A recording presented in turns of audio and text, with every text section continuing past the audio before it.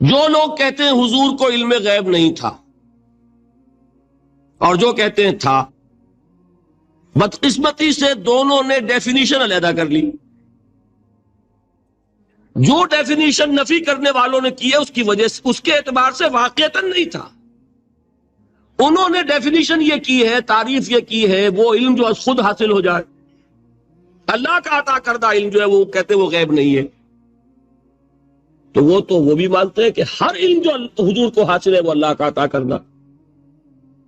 میں سائی والی میں یہ سارے مرحلے میں نے طے کیے نا اپنے زمانہ طالب علمی میں. مولانا منظور احمد شاہ صاحب ہیں سائی وال میں ایک، میں ان کے پاس حاضر ہوں. میں نے کہا جی یہ مسئلہ کیا ہے علم غیب کا، مجھے ذرا سمجھائیں.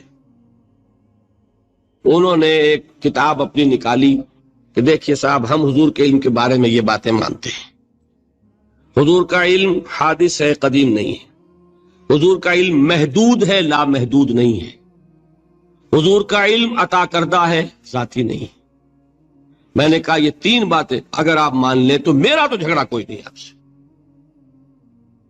ہوتا کیا ہے جب آئیں گے وعظ میں، خطابت میں، تو عالم ما کان وما یکون، اب الفاظ وہ استعمال کر جائیں گے. ایک واعظ ہے، عام مقرر ہے، واہ واہ ہوتی ہی نہیں، نعرے لگتے ہی نہیں، محفل میں گرمی آتی نہیں جب تک کہ ایسے مبالغے نہ کریں. لیکن وہ چیز لکھی ہوئی ان کے ہاں ہے کہ حضور کا علم حادث ہے، قدیم نہیں ہے. حضور کا علم محدود ہے، لا محدود نہیں ہے. حضور کا علم عطائی ہے، ذاتی نہیں ہے. ان تینوں چیزوں کے بعد کوئی بڑے سے بڑا وہابی اور بڑے سے بڑا اہل حدیث بھی انکار نہیں کرتا.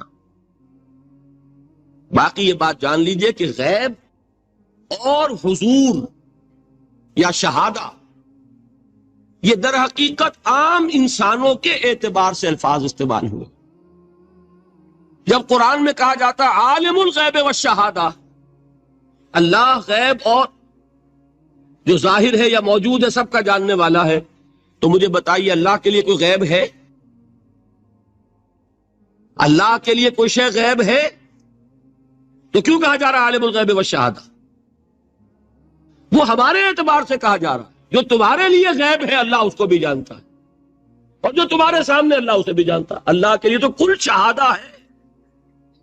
کسی شے کا لا یعزب عنہ مثقال ذرۃ فی السماوات والارض، آسمانوں اور زمین کا ایک ذرہ بھی اس سے غائب نہیں ہوتا. غیب کا وجود کیا اللہ کے لیے؟ تو یہ الفاظ مستعمل ہے ریلیٹو ہمارے اعتبار سے، اور ہمارے اعتبار سے جو شے غیب ہے اس میں سے ایک حصہ اللہ دیتا ہے نبی کو، تبھی تو نبی بنا. فرشتے کو دیکھا، فرشتہ ہمارے لیے غیب ہے. جنت دکھائی کہ نہیں دکھائی، ہمارے لیے غیب ہے کہ نہیں ہے. دوزخ کا مشاہدہ کرایا کہ نہیں کرایا، ہمارے لیے وہ غیب ہے کہ نہیں ہے. جو چیزیں ہمارے لیے غیب ہیں انہی کے پردے اللہ کچھ اٹھاتا ہے، غیب نہیں.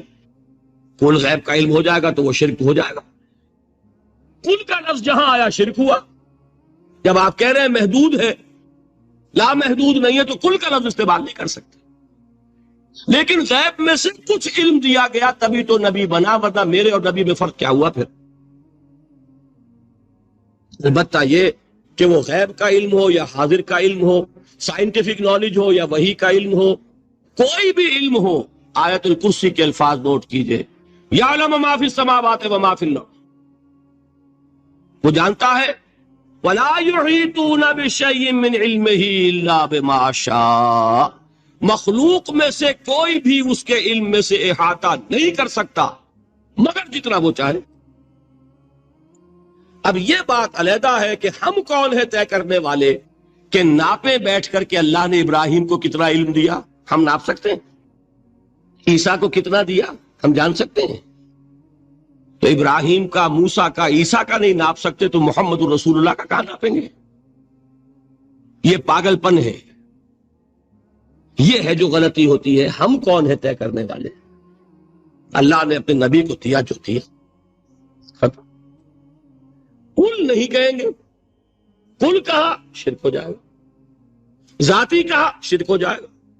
عطائی ہے، جو دیا اللہ نے دیا. اور کل نہیں دیا، جتنا چاہا دیا، ہے حادث قدیم نہیں، تینوں چیزوں مان لیجئے تو شرک کا کوئی شائبہ نہیں۔ باقی جہاں ایک طرف قرآن میں وہ آیات ہیں کہ اللہ کے غیب کو کوئی نہیں جانتا، ٹھیک، وہاں یہ بھی ہے کہ لا یظہر غیبہ، لا یظہر علی غیبہ الا من ارتضی بالرسول، وہ اپنے غیب پر قابو نہیں دیتا مگر اپنے رسول میں سے جس کو چاہے۔ یہ دونوں آیتیں قرآن کی ہے کہ نہیں؟ اسی لیے در حقیقت جو غیب کی نفی کرتے ہیں حضور سے، وہ کہتے ہیں کہ از خود معلوم ہونے والی شے غیب ہے۔ ہم کہتے ہیں از خود تو کوئی بھی شے کسی کو معلوم نہیں، ہمیں حاضر کا علم بھی اللہ ہی دیتا ہے تو ہوتا ہے، غیب کا تو بہت دور کی بات ہے۔ یہ مسئلے بڑے سیدھے ہیں، خام خواہ ہم نے پیچیدہ بنایا ہوا ہے۔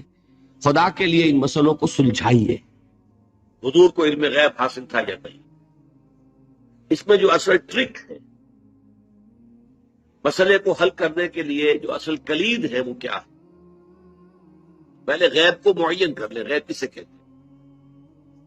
بعض لوگوں نے اس کی ڈیفینیشن یہ کر دی، غیب کا علم وہ ہے کہ جو از خود حاصل ہو جائے خدا کے دیے بغیر۔ اس معنی میں تو کسی کو کوئی علم حاصل ہی نہیں، کوئی خلاف ہو نہیں سکتا۔ یہ جو شہادہ اور غیب کی اصطلاحات قرآن مجید میں آتی ہیں وہ اس اعتبار سے آتی ہیں کہ ایک وہ چیزیں جو ہماری نگاہوں کے سامنے ہیں، ہم اپنی آنکھوں سے دیکھ سکتے ہیں، اور آنکھوں کے لیے ہم نے ٹیلیسکوپ بھی ایجاد کر لیے، مائکروسکوپ بھی ایجاد کر لیے، اس سے دیکھ سکتے ہیں۔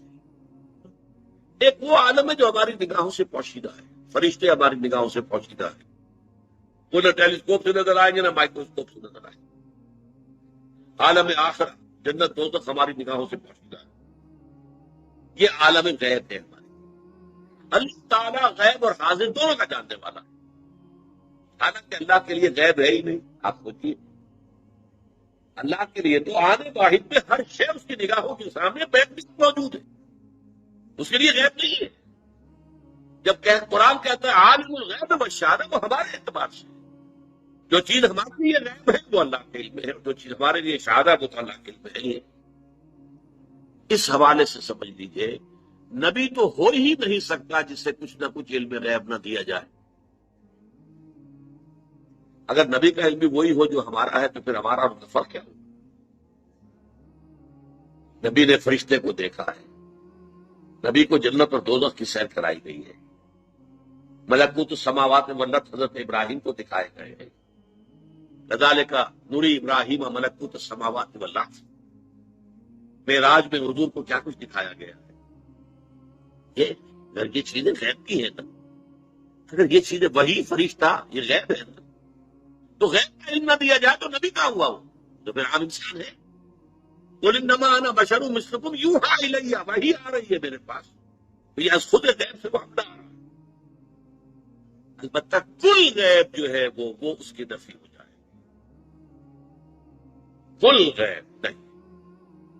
چنانچہ یہ میں نے باقاعدہ ایک بریلوی عالم دین سے گفتگو کی تھی، ابھی میں طالب علم تھا، میڈیکل کالج میں پڑھ رہا تھا، تو انہوں نے جا کے اپنی کتابیں مجھے دکھائیں کہ دیکھیے ہم مانتے ہیں حضور کا علم، حضور کا علم ذاتی نہیں عطائی ہے، نمبر 1۔ حضور کا علم قدیم نہیں حادث ہے، نمبر 2۔ حضور کا علم لا محدود نہیں محدود ہے۔ میں نے کہا پھر میرا تو آپ سے کوئی جھگڑا نہیں ہے، 3 باتیں آپ واقعی مان لیں تو پھر میرا کوئی جھگڑا نہیں، میرا اختلاف ہو سکتا ہے۔ اب ٹیکنیکل بحث ہے، قرآن مجید میں بھی آیا ہے لا یظہر علی غیبہ الا من ارتضی من رسول، اللہ اپنے غیب کو ظاہر نہیں کرتا مگر اپنے رسولوں میں سے جن کو پسند کرتا ہے ان کو وہ غیب کی خبر دیتا ہے۔ غیب کی خبریں دیتے ہیں نبی، تبھی تو وہ نبی کہلاتے ہیں۔ تو یہ غیب کا مسئلہ ہمارے ہاں علم غیب کا ہے، وہ بھی اس سے حل ہو جاتا ہے۔